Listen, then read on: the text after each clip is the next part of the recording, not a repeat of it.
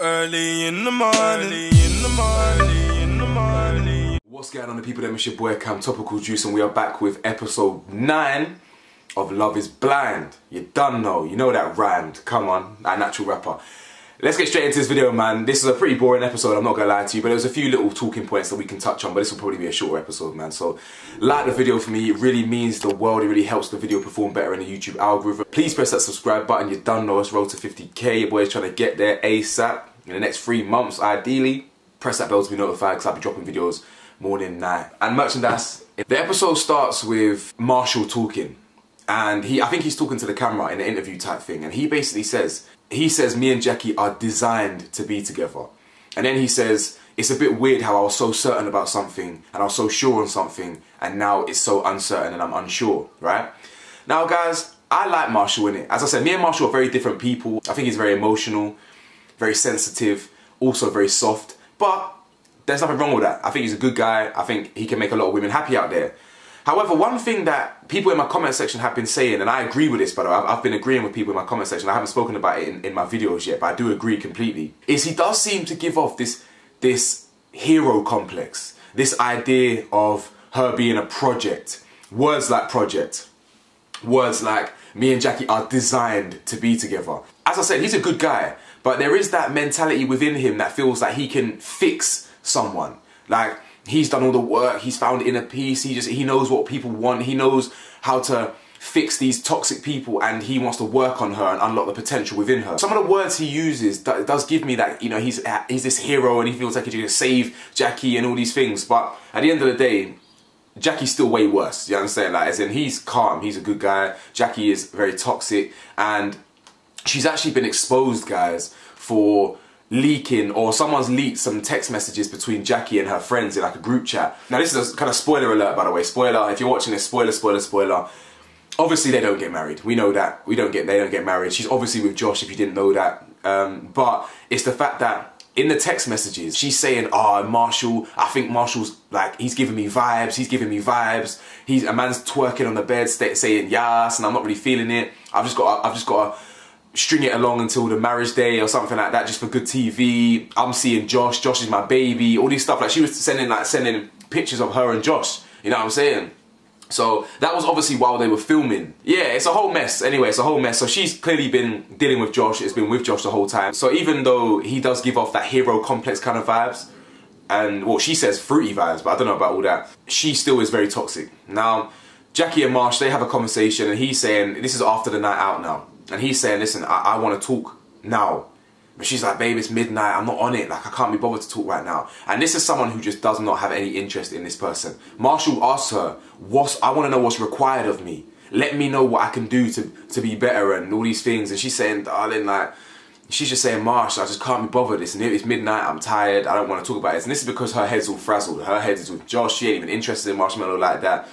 And she hugs him from behind and just says, oh, just love me, all that toxic stuff. And you can tell on his face, he's completely spaced out like Neil Armstrong, bro. He's just in his own world. He can tell that this ain't gonna work, and he's uncertain, and she's certain that this ain't gonna work. Anyway, Bliss meets Zach's family, and they have a good interaction. When they ask Bliss what you like about him, she says he's smart, he's giving, he inspires her. There's strength in someone that chooses their own life and their own pathway without succumbing to expectations or convention or whatever, or trauma. And ultimately she admires him, and they like Bliss ultimately as well. They like Bliss. So the episode jumps to Kwame and Chelsea shopping, and bruh, these guys, they're not compatible, bro. She's very intense and he ain't interested. If this was Micah, yeah, if Micah was doing the exact same things that Chelsea was doing and behaving the way Chelsea was behaving, he wouldn't have a problem with it. It's simply because he doesn't like Chelsea like that. The guy isn't even good at hiding it. Genuinely, he's all deflated and like lethargic. He's thinking, shit, I do not want to marry this girl, but yet I'm now meeting her family. I'm now meeting her dog. I'm now like, this is becoming real life now. This is real for me. But the guy's got no balls, bro. The guy's got no cojones. He can't. Well, not that I've seen. Yeah, we still one more episode left, but he ain't told her that he ain't interested. And if he actually goes through and says yes on the altar, this guy is a coward. Like, he's a proper coward still. They're having a bit of a tense moment because apparently Kwame asked her in the morning before the cameras are rolling, are you okay? you know, good morning, are you okay? And she says, do I look like I'm okay? Do I sound like I'm okay? And apparently that snappy response didn't really sit well with Kwame, and he got all upset about that. And basically saying how she's very confrontational at times, and it feels like he tries to do the good thing and it turns out he's doing the bad thing and all these things. So she's just very intense, guys. The whole scene where they're shopping and stuff, you could it just looked like a whole scene of like a girl who was head over heels with a man and he just didn't want to be there. She's like, oh, she's just very intense. You know, she's saying, I'm having so much fun with you. And, you know, he's just like, yeah, babe. Yeah, baby. Yeah, we're having great fun, babe. We're having fun, baby. But his problem is, he doesn't get no independence. He doesn't get much space, much time. Now, bro, it begs the question. I think Nicole Davis said this in one of her videos. Did you even want to get married? What are you doing on this show? Do you just want fame? Do you just want reality TV show clout?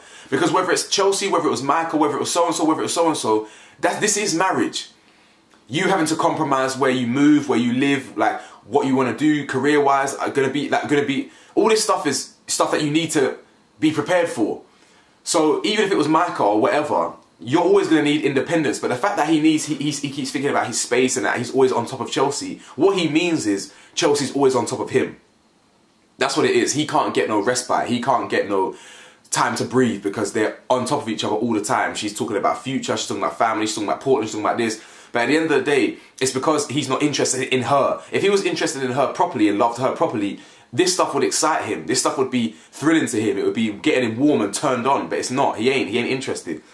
So, yeah, like little things, they're just bickering. Because the fact that she came out in her outfit and was just kind of like, oh, tell me how beautiful I look. And he's like, oh, yeah, it's a tough look. Now, again, that's his version of a compliment. But she's just like, oh, no, tell me I'm beautiful. And all this stuff. And it's just a bit like, I mean, I was just sitting here thinking, ugh, I would hate to be in that situation. Just being on this a girl that I don't like and it being on top, so everything's a bit long. But I'd have the balls to say, listen, this ain't going to work. I'm done. I would do what Irina did and just disappear from the show no more. You know, no one's there. But, yeah, and there's just a whole scene of that, him feeding her with a strawberry, and he don't really want to be fed with a strawberry, and then she forces the strawberry in his mouth, and he's just like, you can just tell he just doesn't want to be there. He's awkward. And sorry, my hay fever's going off on one a little bit, but he was just saying that he calls her up on it basically and says, I didn't really like the energy and attitude you were coming with this morning. She basically gets a little bit defensive, saying it wasn't really that thing, stop being so sensitive. But she basically asks him, are you prepared to say yes? Are you going to say yes on the altar?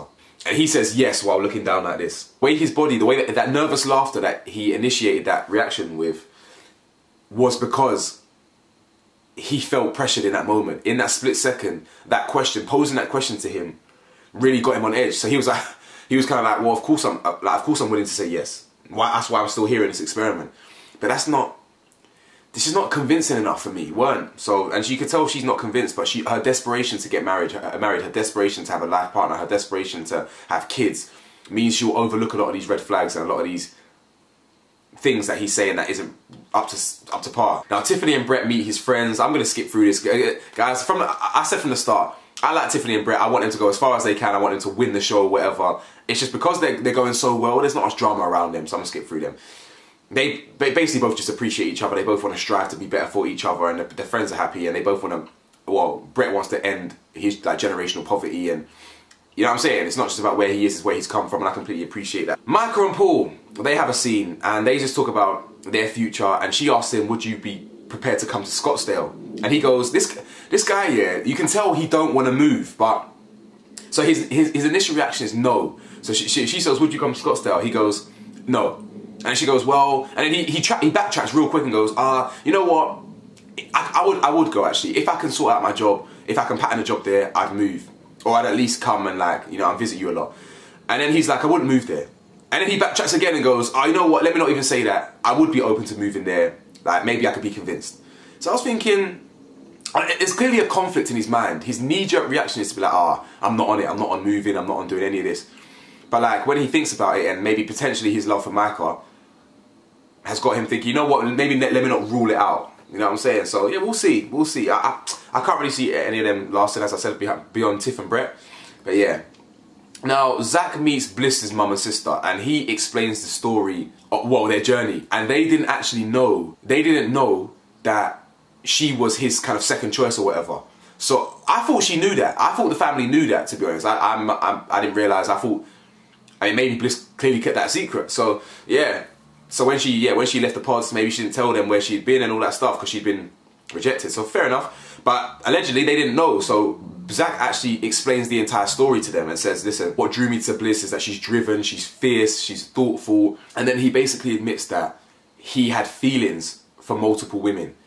And I actually appreciate his explanation of the story, because in his explanation he says, as a human, I'm not a vulnerable person. And through this experiment, I realized I had to be vulnerable with multiple people. I had to strip my armor back to multiple people. Now, as a consequence of me being vulnerable and opening up to multiple people, it then allowed my feelings to flourish for multiple people. I hadn't seen what they looked like. I didn't know. And you know, and another woman who wasn't being her authentic self was also leading me on type thing and making me feel secure and comfortable when it wasn't like that. So I actually appreciate that. And that's why, as much as I think he made the wrong choice or whatever, he's not wrong for it. You know what I'm saying? Like, I'm not proper grilling him for it. And I actually want them to succeed. Yeah, I wanted him to drown a little bit and have to work for it, but I didn't want him to fail, because I understand his logic and reasoning. He's not wrong for having feelings for two people. Me, I can barely catch feelings for one, do you know what I'm saying? But it'll take me months and months and months and months and months, maybe even a year to catch feelings. But he catches feelings, he caught feelings, and he caught feelings for multiple people. That happens a lot. So I'm not even going to condemn him to the depths of hell for that. It's just, yeah, it's just he made the wrong choice. You know, everyone's there. But her family, they like him. They just want someone who knows her worth and understands her worth and makes her happy because she's worth more than gold, etc., etc. And they ask him, why were you nervous about her family, etc. And he basically starts talking about the sob story about him growing up in poverty and stuff, and his fear, his innate internalized fear of not being accepted by someone's family. Now, I think he needs to be careful about making assumptions, because even though I understand that, like, I really empathise with his story, his upbringing completely. My mum definitely weren't no stripper, she was a 9-to-5er, but you know, we weren't rich growing up, you feel me? So I get it. But I think his internalized trauma, it makes him have this fear of like obnoxious people or pretentious people. And I think that's what he even said. I think he said that the other day, last episode, here's that pretentiousness coming out. Like, I don't think she's being pretentious. And I think you should be careful about assuming anyone who's wealthy is. But clearly she comes from a decent background or whatever. And her family empathise with him. And they're definitely not judgmental. And they say, listen, if she chooses you, I'll be your mum too. You know what I'm saying? And I like that. I think that was very warm. Obviously, Daddy weren't there, innit? The dad weren't there. So we're going to see the dad next episode. And he's not going to give the blessings, which is going to be interesting. So yeah, we'll see. Chelsea and Kwame meet Chelsea's family. And apparently, even then, when he's talking to the camera, he's just like, it's a whole bunch of Chelsea. So I'm sure we'll get on. And there's just no conviction in his voice. He's literally just like, in his mind, he's thinking, fuck, a whole bunch of Chelseas. This is going to be long, fam. And it is. The mum even sounds like Chelsea. They're all just, yeah, they're obviously quite hyper and stuff. But they seem cool, though. You know what I'm saying? They seem cool. They've got beautiful scenery around their house. It's a whole lake or something. Beautiful. I'd love that. I'd be so inspiring to live around there. So if that's what Seattle looks like, then boy, that's nice, boy. Chelsea's gassing him up about his singing and the whole serenading in the pods. And it actually got me thinking, reflecting on that moment. That Kwame that was serenading her and doing that dead singing in the pod is a completely different Kwame now. He's completely different. Completely different. Like, he really thought he was serenading someone that he could... Boy, yeah, he's completely different. And the mum talks to him and he talks about Ghana. He's definitely Ghanaian. Man could have told he was Ghanaian from... Yeah, I knew he was Ghanaian straight away. Ultimately, Kwame starts talking to the camera about, oh yeah, you know, maybe it is time to start looking at other options. Maybe I can fall in love with Seattle like I have with Portland. You know, so whatever, man. He just ain't interested. Now, the wedding, they go wedding shopping, and the boys, everyone's getting dressed in their suits. Everyone's trying to do up the, what do you call it? Everyone's trying to get dressed up in their dresses. Everyone's trying to get dressed up in the suits. The boys obviously get their suit tailored, and the girls doing their dress. And Micah and Tiffany, while they're getting their dresses, are talking about Jackie, and they're saying, "Damn, Jackie ain't here. I'm surprised Jackie's not seeing this through and following this through." And obviously we end up finding out that Jackie is instead, rather than trying on her dress, meanwhile she's meeting Josh for lunch and these things. Crazy. So while Marshmallow is trying on his suit and shit, Tiffany texts Brett, and she texts Brett saying that Jackie's not here.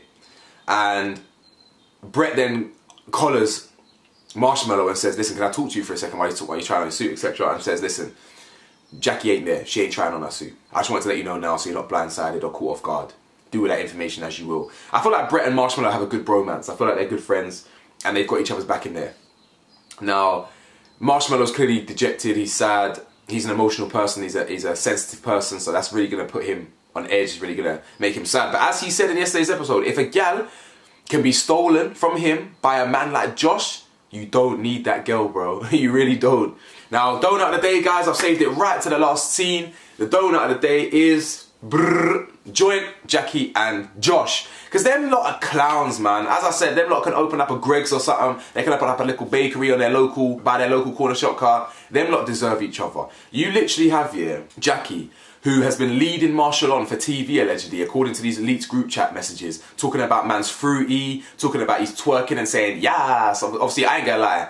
Most girls would find the man doing that fruity. There's no lie about that. If he really was twerking on the bed and doing all that feminine stuff, then of course that's looking a bit, you know what I'm saying, that's looking a bit fruit salad. But at the end of the day, the fact that she's playing games with my man, leading him on, and then while everyone else is doing dress shopping, and you know that, you've got the invite, you know everyone's dress shopping, instead of going and doing dress shopping and talking to the girls about how you feel and maybe communicating that with them, instead, you're doing up ghost, you're doing up snakery, serpentry, and meeting the biggest snake of them all, who literally has to downplay and undermine another man to get his girl. This guy's sitting here talking about, my biggest regret was letting you go. I love you. And man, fam, what did we see? I might even have to circle back to episode 1 and 2, you know, or episode 3, 1 of them, to find out what we actually saw from Josh in there. I genuinely can't remember, bro. I genuinely can't remember, guys. I cannot remember I swear on my mum's life, the only scene I can remember of Josh is him saying, like, if it ain't you, it's no one. And that causing an argument. That's the only scene I remember. How can he fall in love with this girl? You're moist, my guy. And I pray to God. You know what I'm saying? I pray to whoever. I pray to whoever you want. Pray to Allah. Yeah, since we're in Ramadan right now. I pray to Allah that you come across my video. You know what I'm saying? I want you to see a real man. Yeah, a real man wears pink as well, you done know. I want you to see a real man calling you a clown. You understand? Because you are a goofy. You both deserve each other. You're both weird and toxic. You're both donuts. Let me know your thoughts, guys. Like, comment, subscribe, and I'll see you lot in the next video, probably tomorrow. Peace.